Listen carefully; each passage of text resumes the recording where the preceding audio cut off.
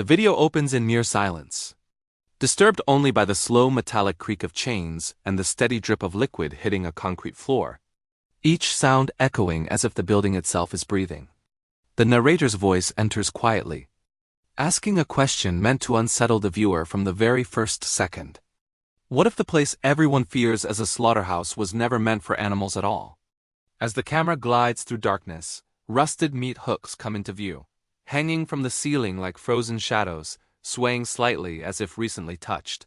This building stands on the outskirts of a forgotten town, a place locals avoid instinctively, claiming the air around it smells of iron, rot, and something deeply wrong. For years, people believed it was an abandoned meat processing plant, shut down after a mysterious incident no one likes to talk about, yet strange signs of life never stopped. Trucks were seen arriving only after midnight, lights flickered behind cracked windows, and a single man was occasionally spotted entering the building, silent, expressionless, and alone. He never greeted anyone, never stayed away for long. And over time the town learned to look away rather than ask questions. As the story pulls the audience deeper inside, the narrator begins describing details that don't belong in an abandoned workplace.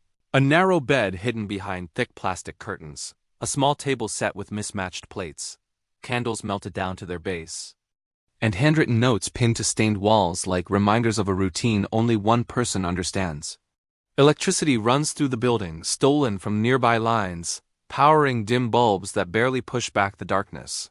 This is not a place frozen in time, it is a place actively lived in. Slowly, the man is introduced, not as a creature of pure evil, but as someone erased by the world long before he disappeared into this building. Maybe he once worked here, maybe he learned the trade somewhere else, or maybe the hooks and chains simply became familiar enough to feel safe. Society forgot him, and in return he withdrew into the only space that never demanded explanations.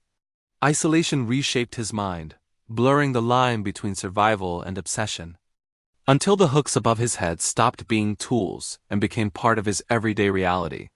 Days passed in silence, nights filled with ritual, and the slaughterhouse slowly transformed into something far more personal, a home built from decay. The tension escalates when outsiders finally cross the threshold, drawn by complaints, rumors, and a stench that can no longer be ignored.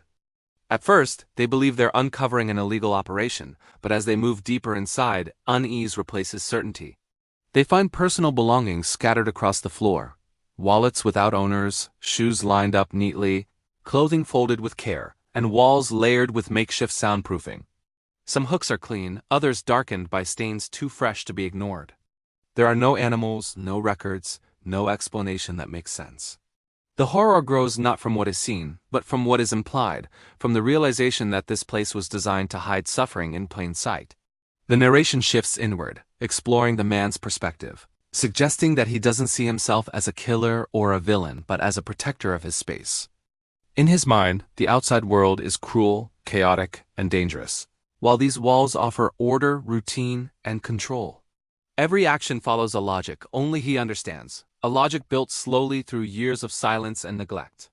The building seems to absorb his mindset, its cold surfaces reflecting his emptiness, its hooks standing like symbols of ownership rather than violence.